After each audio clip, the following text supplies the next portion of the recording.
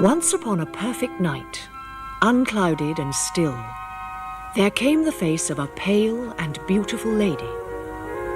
This lady, whom all mortals call the moon, danced a merry dance in the pathless sky, for she had fallen in love, and the object of her devotion was the sun.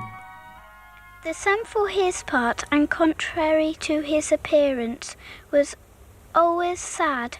The one thing he wished for most was a friend, but when people looked at him, they immediately screwed up their faces and turned away, which made the sun think that he must be terribly ugly. In a small Gloucestershire village, a young English artist has created a new wonderland. Kit Williams would never claim to be another Lewis Carroll, but he has spent 3 years writing and painting a unique children's book, one his publishers hope will cause as much of a stir as Alice's Adventures. Kit is excited about it too, but when first asked to do it, he refused.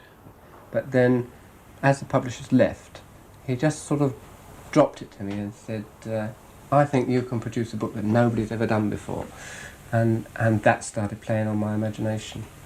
And things would happen like I'd be sitting eating my breakfast and not thinking about books at all, and an idea would come in and sort of tap me on the shoulder, and I'd say, go away, I'm not interested in books, I don't want anything to do with books.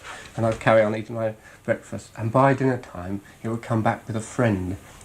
By tea time there's a whole room full of them saying, come on, you know, this is a damn good idea. And in the end I just had to do it.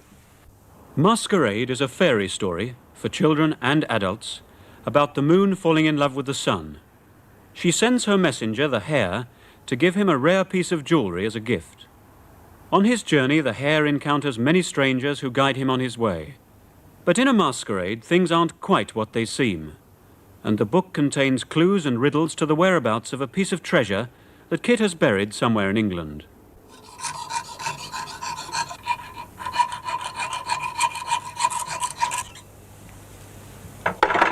Kit, who can turn his hand to most things, has made a golden hare inlaid with precious jewels. It's worth about £5,000, and it will belong to the first person who can use the clues in the book to work out where it's hidden. With my work anyway, it's so complex, visually complex, that people are always coming up to me and saying, yeah, what's this bit mean, or what's that bit mean? And I thought, if I'm going to do a whole book, I'm going to have people for the rest of my life saying, I don't understand this bit, what's this bit mean? And so I thought, if I can make it a mystery, so as I don't have to talk about any of it, if people come up and say, I don't understand this, what's this bit mean? I say, oh, you mustn't pump me for questions, you try and work it out yourself. And that's really why the piece of jewellery had to be so valuable. It would be no good doing it on something which was worth nothing. Masquerade is the latest episode in a real-life fairy story. For until he was 18, Kit Williams had never painted a thing. At school, he was kicked out of art lessons because he didn't get on with the teacher. He preferred science subjects. Then he joined the Navy as a radar technician. It was on long voyages with time on his hands that he started to paint. And then he took a variety of factory jobs, painting every evening.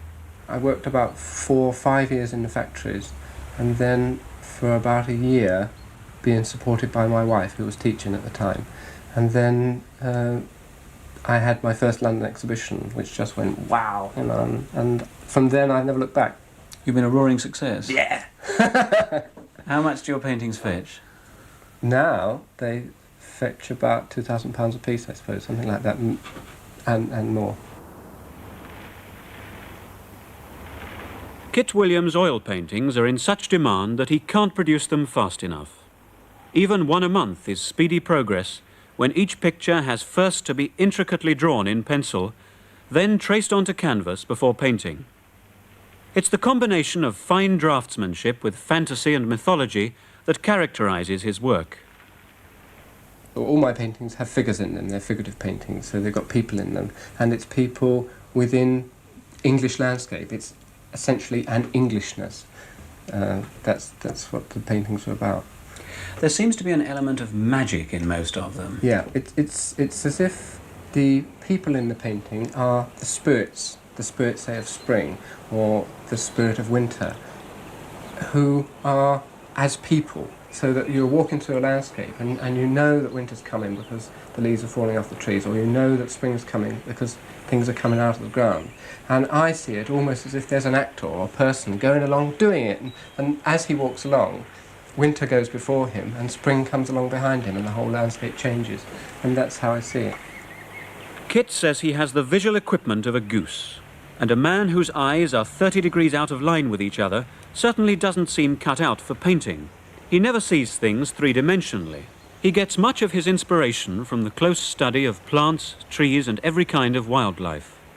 But while he draws them with great precision, when they appear in his pictures, they take on a different life altogether. I think that half of it is to do with an over-excited imagination. So that's the sort of content of the work, that the imagination, you could see it all bubbling out onto the paintings. And the other half is a very high degree of craftsmanship. I'm very interested in medieval craftsmen and people who've done things in the past. I can spend days in the British Museum or in the Victoria and Albert Museum and just think, crumbs, if they could do that, I can do better. Masquerade was never conceived as a children's book, but so excited have the publishers become with the finished product that they hope it will sell 250,000 copies. That's 250,000 people looking for Kit's golden hair. To protect it underground, he sealed it in wax and embedded it in a terracotta pot. And that means it could stay unspoilt for thousands of years. That's the last I'll see of him. I am the keeper of the jewel of the Masquerade, which lies waiting safe inside me for you or eternity.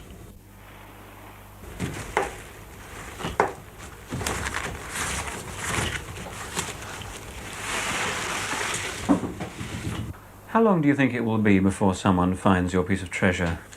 It might be a week, it might be 1,000 years, I don't know. I've no way of testing it. Only me and one other person knows where it is, and only me knows how to do it, and I can't test it. How long would you like it to be buried? About 20 years would be nice.